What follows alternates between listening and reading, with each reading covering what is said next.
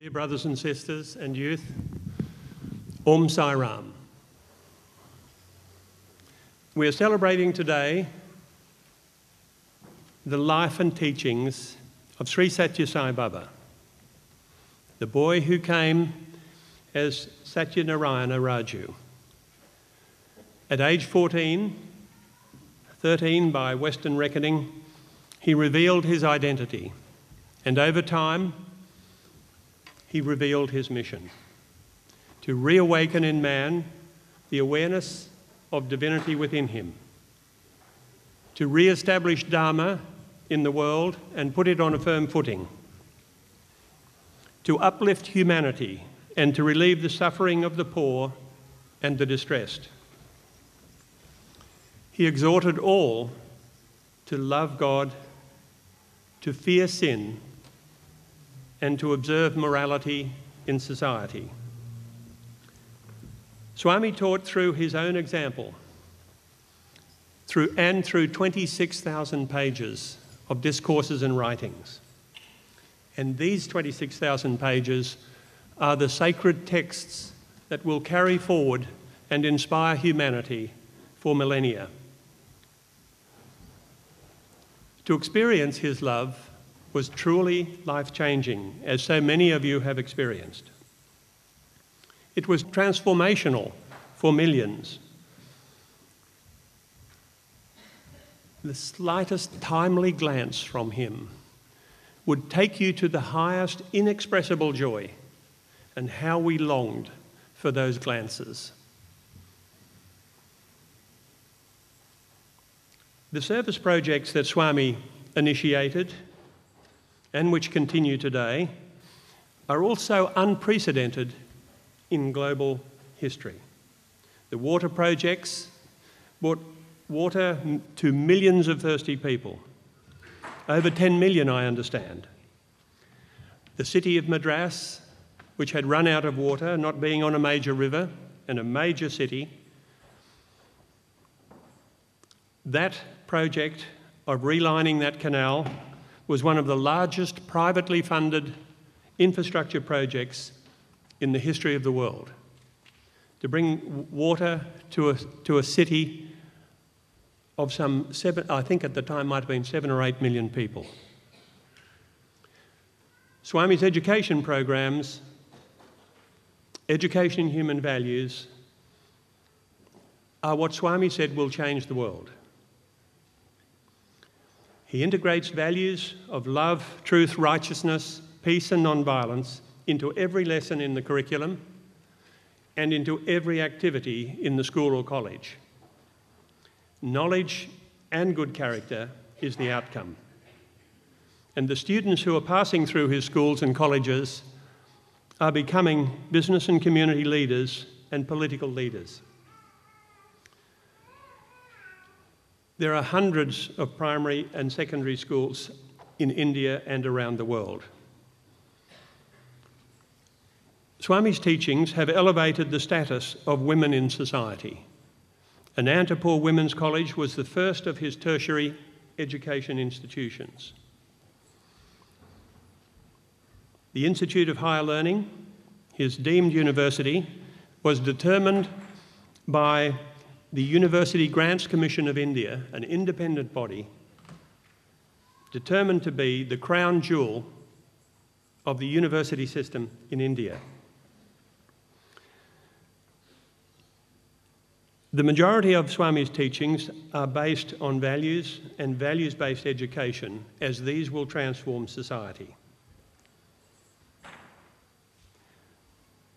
Some years ago, in Indonesia, a lady left some land, parcel of land, to the Sai devotees outside Jakarta. And they decided to build a Sai school in that locality. And so they got planning consent, and they took the plans to Swami and said, "Swami, we want to build." And he said, "I bless, I bless, I bless." And they went back to Indonesia full of enthusiasm and started to build the school. And the locals came out and said, "What are you doing?" And "We're building a school It's called the Sathya Sai School of, and the local Indonesian name. They said, we don't want you here, we're Muslims, we have our ways, we have our own education. And they blockaded the construction of the school. And so the devotees knew that Swami had blessed it originally, so they took the plans and rushed to Swami and put a party. Swami met them. What are you calling the school? He said. And they told him, the Sathya Sai school of the local district. Swami said, call it the school for exemplary children in Arabic. Take the values phrases from the Quran, insert them into the curriculum, and off you go. Now look at that. They went back, they told the village, they prepared their work and saw the villagers, and the villagers said, please go ahead. So they went ahead and the children attended, the parents became enthused and were helping at the school, and 2 years later, the Minister for Education for the whole of Indonesia came and visited the school. He was very impressed. The values phrases from the Quran, the largest Muslim nation in the world, from a population perspective. And 18 months later again, the president of Indonesia came, Bang Yudhoyono. After his visit, he made a statement. Education in human values will now be in all schools in Indonesia. And I understand Dr. Jamsai from Malaysia is assisting the government and advising the Indonesian government on the training of education in human values for some 200,000 teachers in Indonesia. Now, the lesson here for me is that Swami said, take my name off that school. Make it culturally relevant to the people in that country. And look what happened. I went to the Editors and Publishers Conference in Prashanti in 2004, and Swami's opening message to that conference, about 150 delegates from around the world. Swami said, I want publicity for the teachings and the message. I want publicity for the philosophy, not the person. That is best. About me, there is no need to speak. So when we're stepping into the wider community to take Swami's message, to take the values which are going to transform society and transform the globe, Swami is saying there's no need to talk about me. It is the values, the values. Swami's advice is, I am in you and each one in the form of the 5 values, and when you see them being practiced and hear them being spoken of, they will be automatically drawn out of every human heart. The language of the heart is the values language. Look at our Sai school. The parents are all mainstream folks in Mawulumbar. All have embraced the 5 values. None of them talk much about, we don't hear them talking much about Sathya Sai, but they talk about the values. And that is the open door into society. Swami developed hospitals and medical units. Just remarkable what he's achieved. The most sophisticated and complex medical and surgical support can be given to the needy, the poorest in society. Tens of thousands of patients, the poorest of the poor, have had free neurosurgery and cardiac surgery. Nowhere else in the world has this happened. And it is Sai who has motivated the staff, the doctors, the support staff to do this work. And the motivation is divine love. His loving omnipresence has been the motivator, the love of Sai, of God, who resides in all. Around the world, Sai medical units and disaster relief units carry out service to the needy and emergency relief to victims of natural disasters. Followers know that loving service is the highest form of spiritual practice, and that the giving of service, the one who gives the service, is the primary beneficiary. Millions around the globe are devoted to the form of Sathya Sai and are striving to live according to his teachings. And these devotees are positively influencing their families, their workplaces, their students and colleges, college friends, and society at large. We have experienced his love and the benefits of life lived with a focus on his teachings. It is natural, therefore, that we want to export that joy, to experience that to other people. We want others to enjoy the happiness, the contentment, and the self-confidence that comes from practicing his teachings. So how do we go about spreading Swami's message in society? Firstly, Swami said, "I have not come to establish a new cult or a newfangled religion around the worship of me." He states that each one should become a better person in the religion of their birth. Let the Hindu become a better Hindu, the Christian a better Christian, the Muslim a better Muslim. There is only one God who is omnipresent, and we can call on that one God by many names. There is no thing, Swami said, which God is not. There is no thing which he cannot achieve. Swami says, "Picture me in any form and I will present myself to you. I am the totality, all of it." In this context, name and form become less significant. Name and form are important in the early stages, Swami said, but in time we move to the formless as our understanding grows.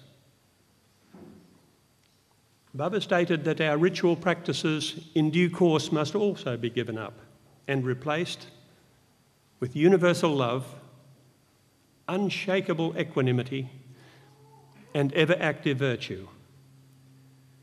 We can achieve this state when we accept that God is omnipresent, never a place or time where he is not,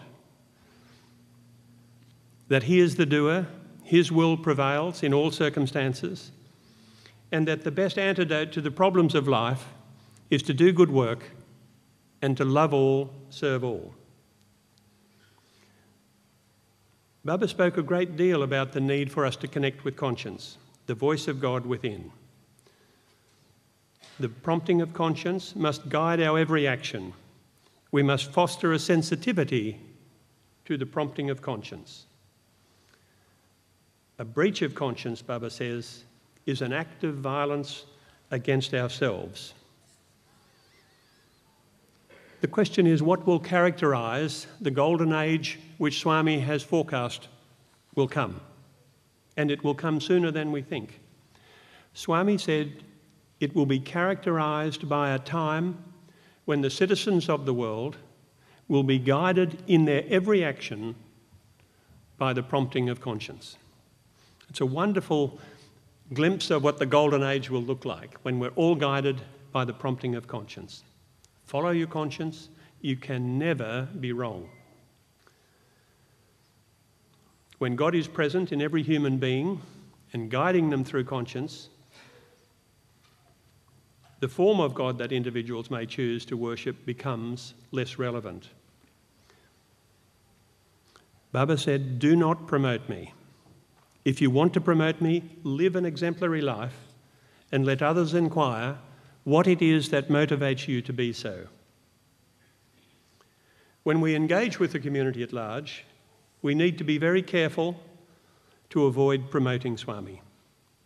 When we're with a Muslim, our task is to speak about Allah and the Holy Prophet. When we are with a Christian, we speak about Jesus and the sacred teachings in the Holy Bible. Swami said, do not disturb others in their faith. So we don't rush and hand them pictures of Swami. Go and immediately get close to them and ask them about the values in the Bible, for example. This is a great engagement because the values are common to all religions. When we are with secular-minded people, we can speak of the 5 values and of the ethical standards that will bring peace and prosperity to society. The Swami told me once, first common sense, then spiritual sense. You have to live in the world. The Prajanti Council recently established a public outreach committee to take the Sai message to the wider community. Each country must determine the best way to do this. What will work in one country will not necessarily work in another. So where do the opportunities lie for us as Sai devotees in Australia? Our welfare system is up there with the best in the world. Free education up to university level, free hospital care, emergency relief and rescue services well-resourced, charitable organisations have widespread community support. The void that we might fill is in values education.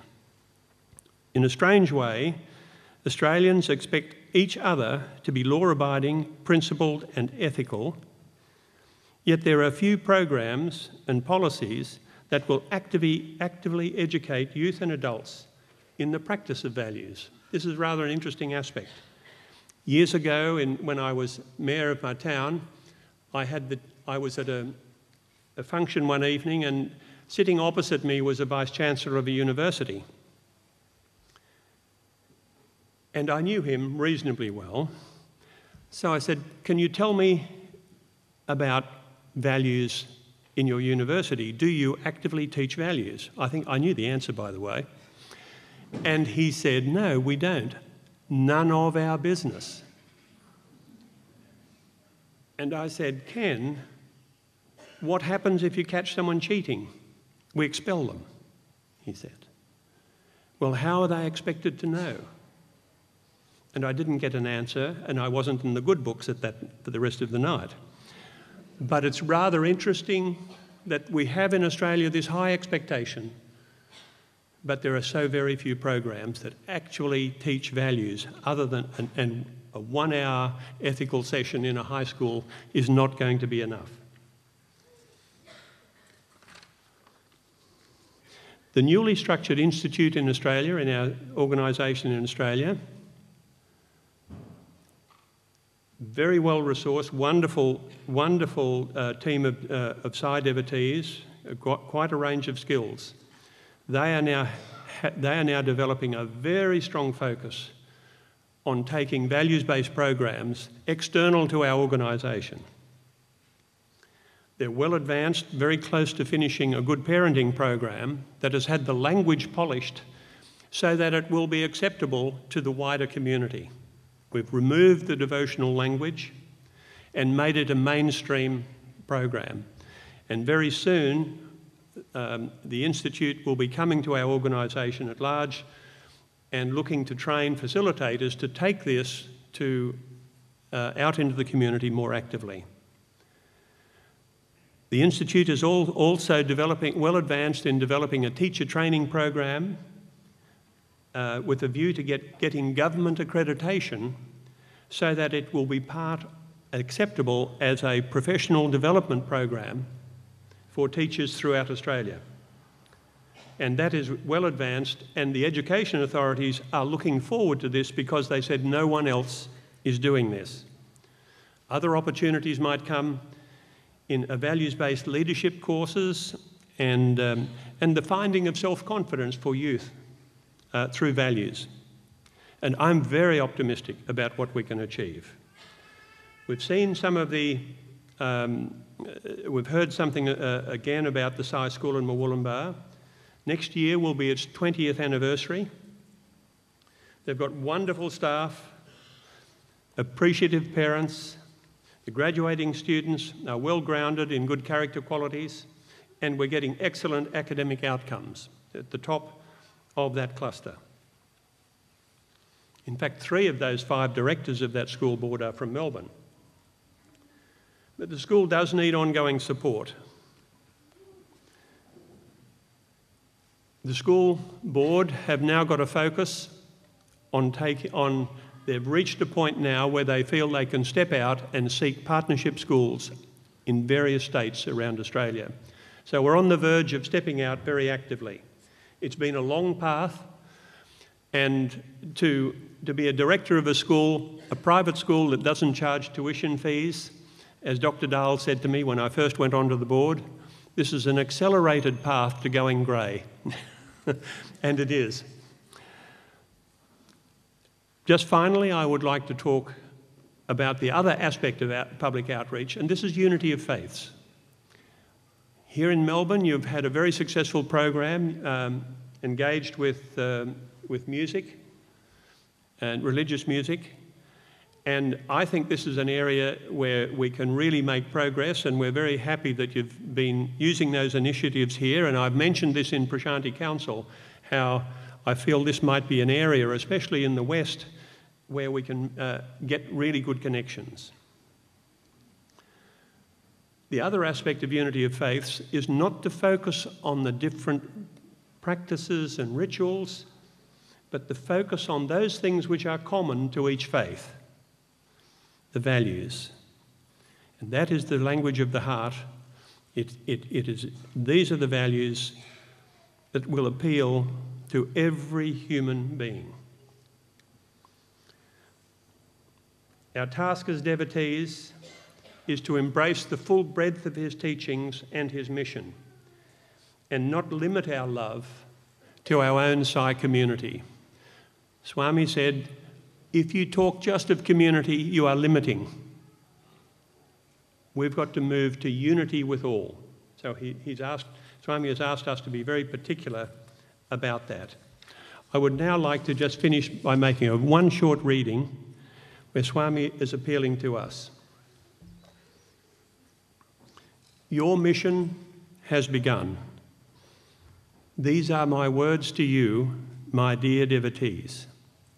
Each of you has a unique and valuable part to play in this lifetime, and only those who I have called can serve me.